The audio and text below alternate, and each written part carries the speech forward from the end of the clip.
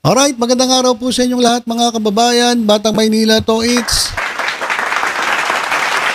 Ang nakikita po ninyo sa ating screen ay si PCO Undersecretary and Palace Press Officer Atty. Claire Castro. Siya po ay nagsagawa ng press briefing kasama po ang Malacanang Press Corps kanina. At natanong po siya kung ano ang reaksyon ng Malacanang dito po sa sinabi ni Bato de la Rosa. Kasi na-interview po itong si Bato at natanong siya kung dumating ba ang warrant of arrest ng ICC laban sa kanya, ano ang kanyang gagawin. Sabi niya, hindi raw po siya susuko. At ang gagawin niya po ay magtatago. Galing po yan sa isang senator ng bansa. Galing po yan sa isang former PNP chief na kapag dumating ang warrant of arrest, hindi siya susuko at magtatago. Ibang klase pong senator ito mga kababayan. Ito po yung gumagawa ng batas pero hindi po sinusunod ang batas. Yan po si Bato mga kababayan. At ito, pakinggan natin ano ba ang reaksyon ng Malacanang tungkol dito. Good morning. Sabi po ni Senator Bato de la Rosa, kinukonsidera niya na magtago imbes na sumuko sakaling maglabas na ng warrant of arrest ng ICC laban sa kanya. Ano pong masasabi ng Malacanang dito? Nakakapagtaka lamang po na siya ay dati pang PNP chief. Yan po ba ang gusto niya ring ipahiwatig sa taong bayan na kapag may warrant of arrest ay dapat magtago? Hindi po... Ganun nga mangyayari. Ay nang magiging parang itinuturo niya sa mga tao, sa mga nakagawa ng krimen. O sa mga naharap sa mga reklamo. Parang sinasabi niya, magtago na lang kayo. Kasi ako, magtatago ako eh. So napaka-samang halimbawa. Etong si Bato de la Rosa, napaka-samang example. Kasi kapag ikaw ay lingkod bayan, ikaw ay public official, dapat ikaw po ay nagpapakita ng halimbawa sa mamamayang Pilipino na naglagay sa iyo dyan sa posisyon. Example, halimbawa, tinitingala kayo ng taong bayan eh. Diba? Tawag pa nga sa inyo, honorable. Nak ng putik yan. Honorable ba yan? Ha? Anong klaseng honorable yan? Na kapag dumating daw ang warrant of arrest sa kanya, gagawin niya, hindi siya susuko. Ang gagawin niya, magtatago. Nak ng putik. Tapos gusto mo tawagin kang honorable? Honorable ba yan? Hindi ka nagiging halimbawa, masamang halimbawa pa ang itinuturo mo doon sa mga sa mga tao. Kasi kung ginagawa mo 'yan, Bato de la Rosa, at kung gagawin mo 'yan, susunod yung mga tao sa iyo eh. Gagayahin ka ng mga tao. Si Bato nga nagtatago eh. Ako magtatago na rin. So lahat na lang magtatago. Pare-pareho sila mga kababayan. Tingnan ninyo ay mga kasamahan nila. Si Bantag, si Tebes, si Kibuloy, si Roque, tapos siya. Talagang ganun ang nila, style nila. Hindi sila haharap sa sa reklamo. Tatakbuhan nila, magtatago sila. Tawag diyan mga kababayan, duwag. Wala sila sa kalingkingan ni former Senator Leila de Lima. Na kahit na yung kaso sa kanya ay panay planted, gawa-gawa, invento, tanim ebidensya, tanim testigo. Hinarap ni former Senator Leila de Lima, nakulong siya ng 7 taon.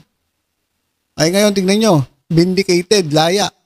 Eto namang mga lalaki na uubod ng laki ng mga katawan, ang yayabang kung magsalita. Pagdating ng warrant, anong gagawin? Magtatago? Former PNP chief ka pa naman.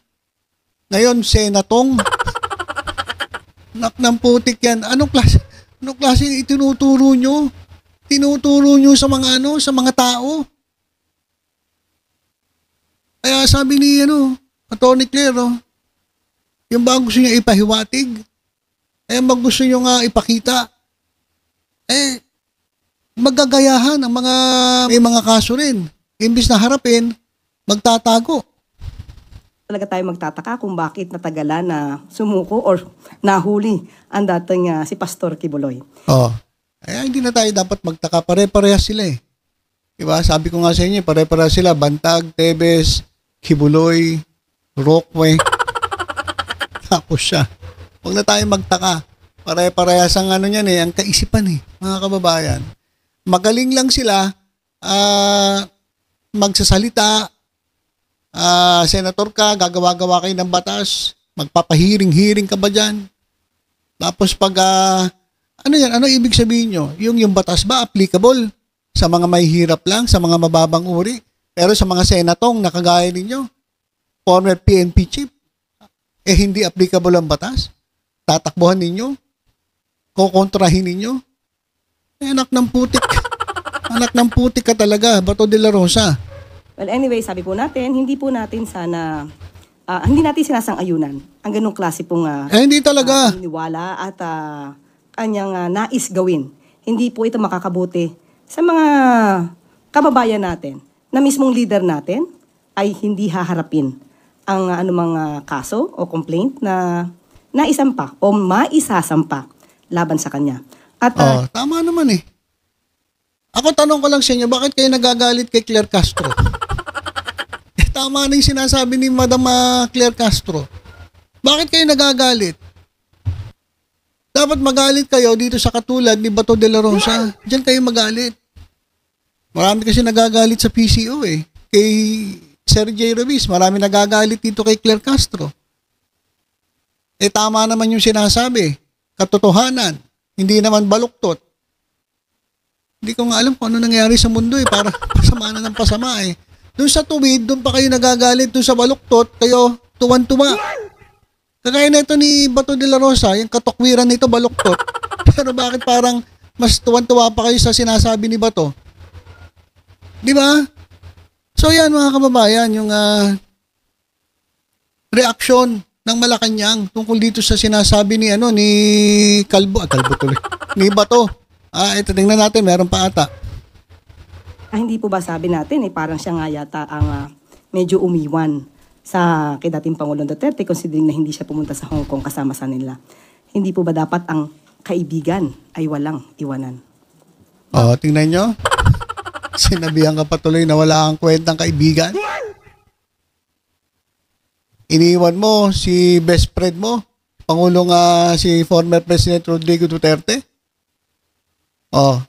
Wala siya sa wala siya sa Hong Kong Kasi nabalitaan niya may warrant of arrest so natakot siya. Natakot siya, baka kasama siya dun sa warrant of arrest Talagang mga kababayan, talagang plano niya magtago. Alam niya na kasi na may warrant. Hindi niya lang alam siguro kung sino yung nakasulat sa warrant, kung sino yung mga aarestuhin. Kaya umiwas na siyang pumunta ng Hong Kong. Kasi mga kababayan, eto si Duterte, plano talagang bumalik sa Hong Kong. Bumalik sa Pilipinas from Hong Kong. Natakot siya. Baka kasama yung pangalan niya, di atras ang itlog. Hindi na siya tumuloy sa Hong Kong. Nanatili dito, tapos kunwari daw may aayusin siya.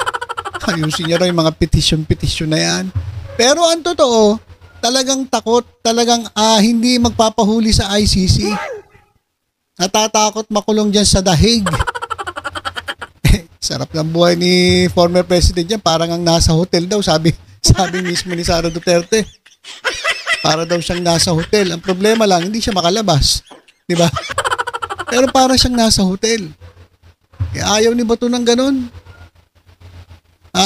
Gagawa-gawa kayo ng kasalanan. Pagkatapos ngayon, kakasuhan kayo. Magtatago kayo. Gagamitin nyo itong inyong mga taga-suporta. Yung mga uto-uto ninyong mga taga-suporta dyan. Hindi ko maintindihan bakit pinagtatanggol itong mga baluktot. Tapos kinakalaban yung mga matubid. Baliktad na talaga ang mundo mga kababayan. So yan. Ayan po yung banat ni Press Officer Attorney Claire Castro. Diyan po sa sinabi ni Bato. Sa totoo lang, alam mo Sir, Bato de la Rosa, nakakahiya po kayo. Ang laki ng katawan ninyo. Lagi yung sinasabi na kayo'y talagang handang lumaban para sa bayan. Tapos ako sa warrant of arrest, takot kayo.